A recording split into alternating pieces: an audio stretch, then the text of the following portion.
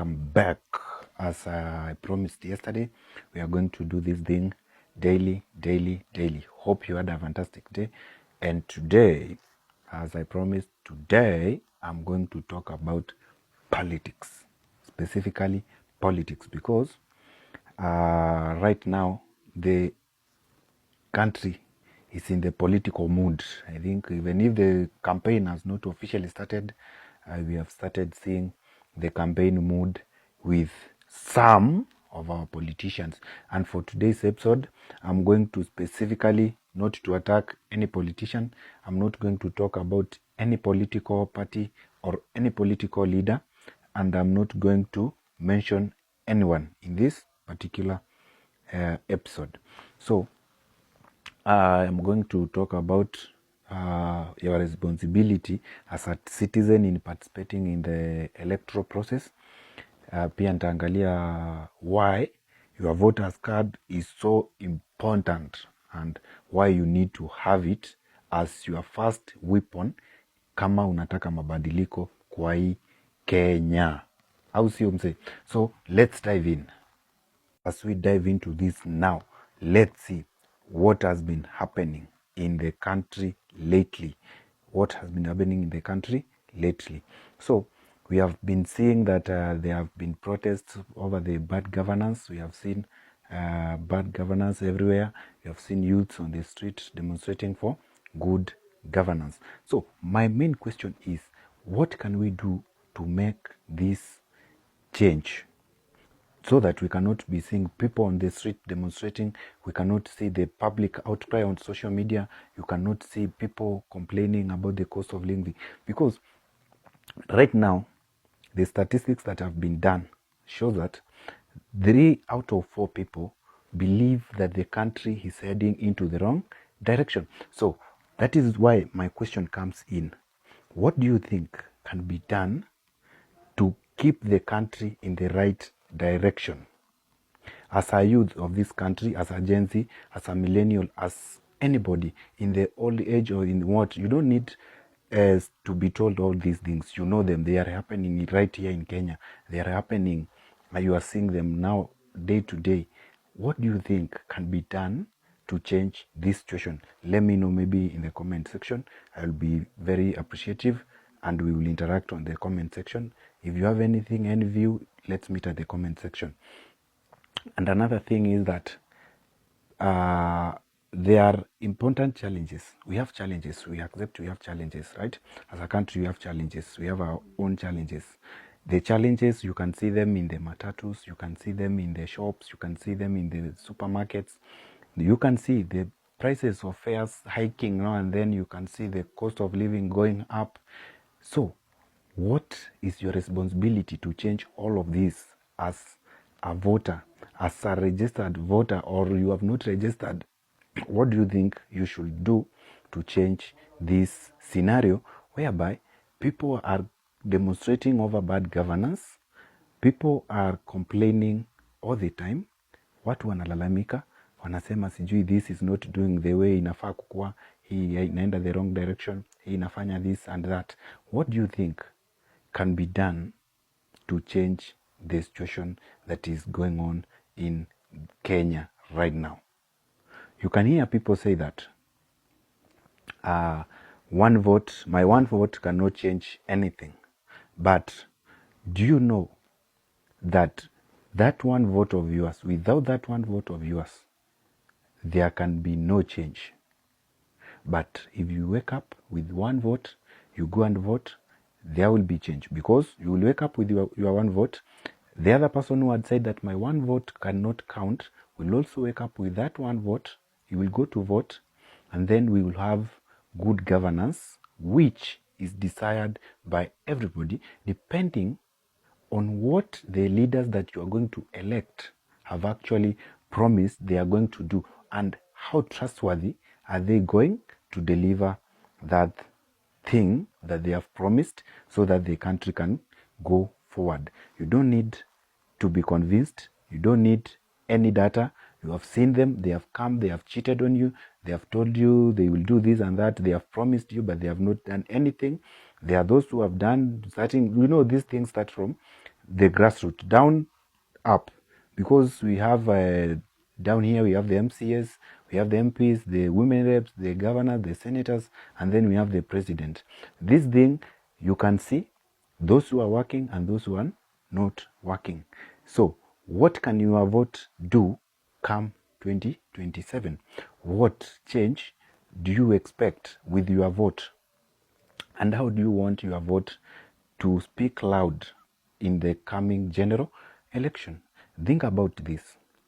We are going to vote in a period when the cost of living is very high. The demonstrations are ongoing. There is abductions going on in the country. People are crying now and then because of anger.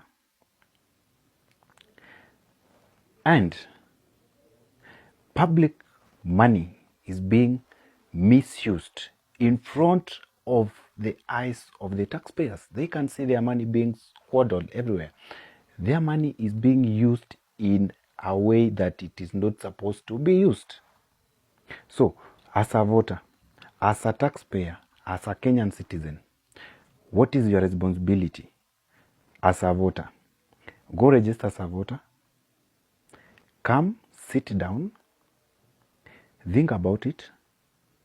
Think about the person whom you think is right to take this country to the right direction. Avoid being given handouts. The handouts that are coming to you, they come from your money that you have paid for the taxes. There is no free money. There is no politician who's going to give you free money. Hazikuji. I tell you, hazikuji. Those handouts zenye unaona wanaleta, si next year ni campaign. Next year we are going to the campaigns. 2026 we are going to the campaigns.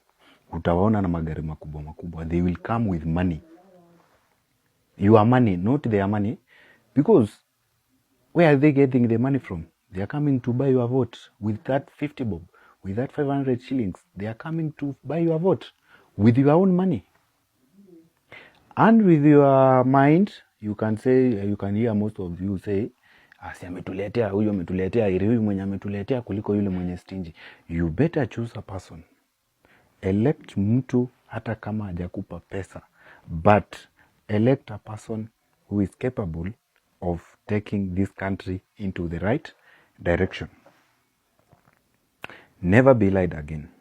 As a Kenyan citizen and as a voter, more especially if you want good for this nation.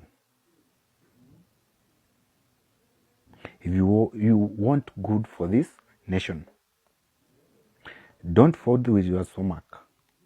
Vote with your mind. Vote with patriotism in place. Keep your mind calm. Ujue, huyu mse naenda kupigia kura, atanifanyia nini? Nimechagua huyu mbunge. Atafanya nini kwa hii constituency yenye italeta employment kwa vijana waache kuenda street kufanya maandamano? Huyu mbunge nimechagua atafanya nini kuhakikisha kwamba kina mama hawasumbuliwi katika biashara zao vibandani?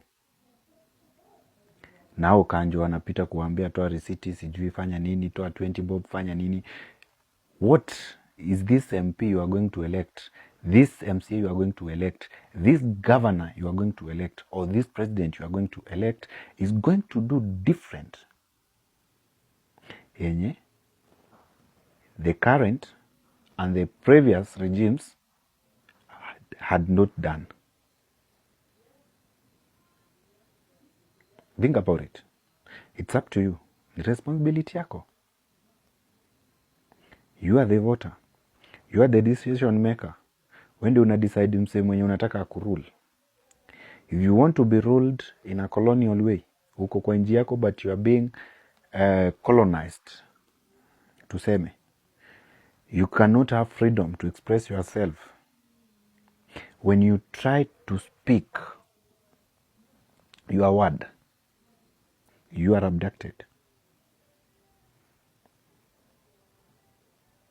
When you try to say what you feel, which is not right, you are tear gassed.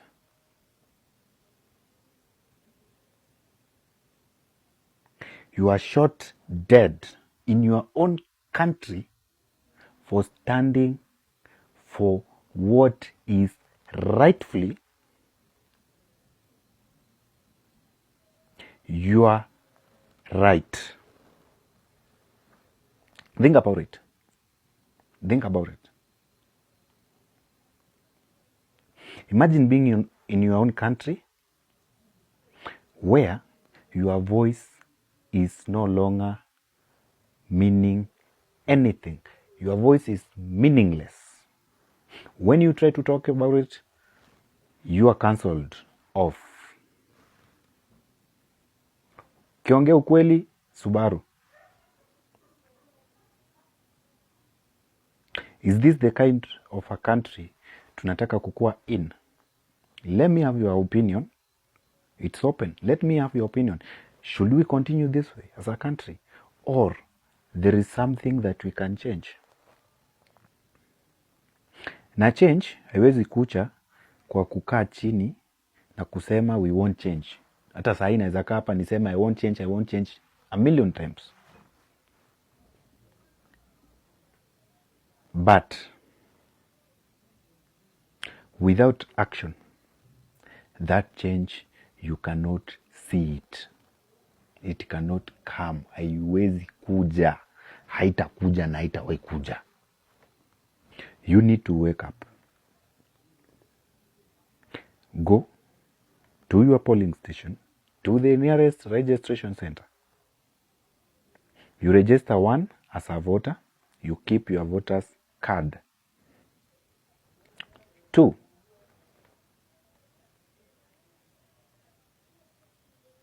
you wake up on that D-date.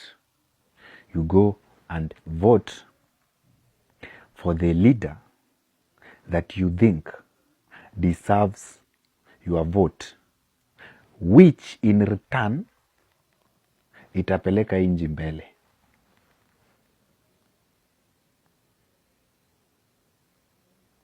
Inji iwezi pelekwa mbele na kelele. Inji iwezi pelekwa mbele na fake promises. Even we voters, we can't just promise ourselves that we are going to vote and we are not going to vote. You must fulfill that promise of going to vote so that we can have change. The London that you want Kenya to be starts with the decision you make as a voter. What type of a leader are you electing mwenye atabadilisha hii inji ikuwe hiyo London yenye tunafikiria itakuja kukua by sijui what year?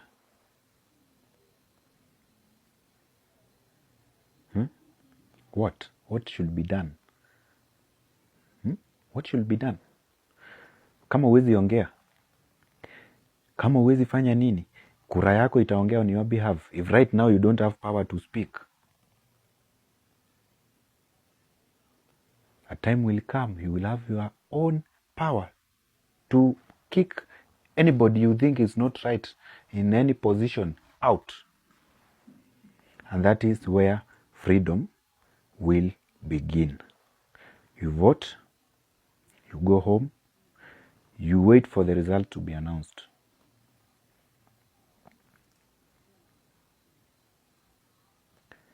And the change comes immediately after the results are out. It is either you have retained them or you have kicked them out. If you retained them, you have reasons to retain them. You don't need to be told what to do.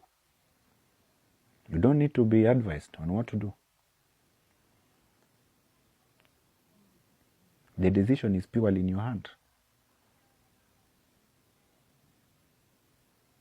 Wewe ndio uko na nguvu ya kufanya everything. The platform has been provided for you for change. That is IEBC. You don't use your platform well, Fine. You use your platform in the right way? Fine. You decide. You are the decision maker.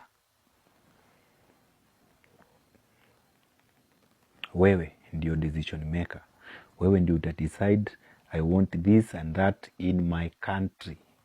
Si kuja kuambiwa we will do this, we will do this, we will do this. What you feel like it is going to oppress you, tell them I don't want this, I want this. I want this transition from this to this, but this transition from this to this, I don't want it. You have the right. Overtaxation is going on. You are being overtaxed. Your taxes, you know, there is a difference between being overtaxed and then the taxes are doing work. You better overtax me, but my tax serve me. But don't overtax me to misuse the tax. There are literal projects that should not be done, actually, by this time. Think about this. You are spending billions of money in a project so-called affordable housing. They are going on. Yet, the medics, the lecturers are out in the streets demonstrating for their wages. Think about this. You have built the houses to move people from slums to better houses, which is a good thing. It is a good thing, actually. But when you do this, do it after you have sorted out the most important things. First, sort the important things before you do the other thing. Because education, I think education is more important than affordable housing. Because affordable housing, when people are learned, they can get jobs. They can even create their own jobs and they can build those houses. They can build those houses. But right now, students are out there crying. Almost 2 months now, being used for nothing. Students spending time doing nothing, spending money for accommodation, doing nothing,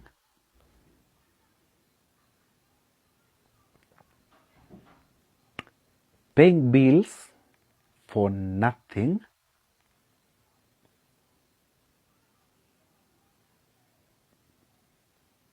waiting for nothing which we don't know when it will come. The lecturers are just demanding a small amount, 7.9 billion. But the affordable housing, it has been set up a lot of money.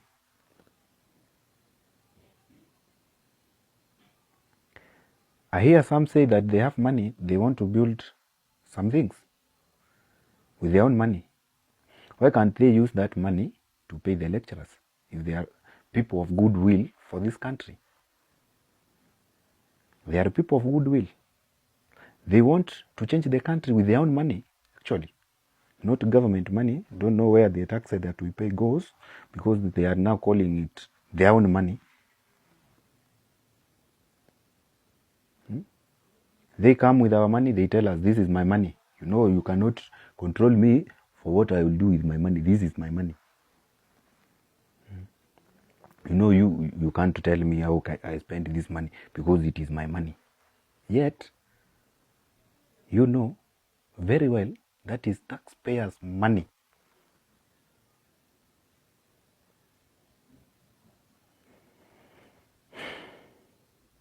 Anyway, there are things of importance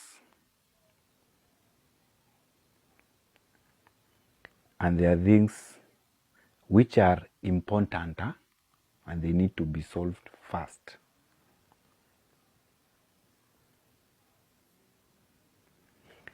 Solve the healthcare, solve the education system, and solve food security, and infrastructure will follow later. When people are educated, they are in good health, and they have eaten. Educated, in good health, and they have eaten. They have the energy to build infrastructure. They will get the energy to build those houses, those roads. They will get the energy to do them. They will have skills which they have acquired through education. They will have health and energy to do these projects. They can do them by themselves.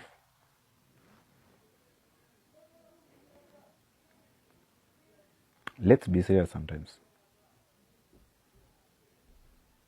Voters, take this opportunity while the registration is on. Register. Come 2027, I'm not telling you where to vote.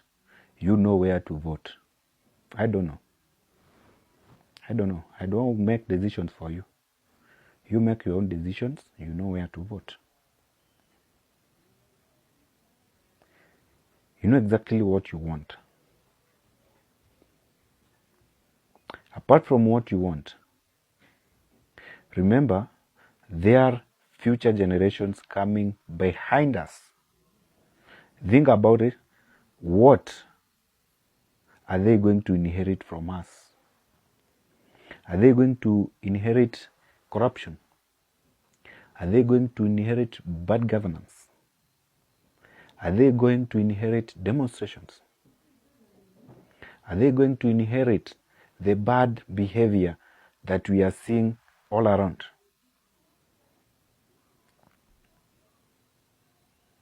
Think about it. Whatever you do today will have a consequence tomorrow. So, let me end it there. Because nikiendelea kuongea sana, I may lose control. Actually, I think I have to finish it there. I have to end it. Thank you for following along. And as we progress, if I get much time, tuta connect. Because tomorrow, I think I will not talk about politics. I'm going to do something different.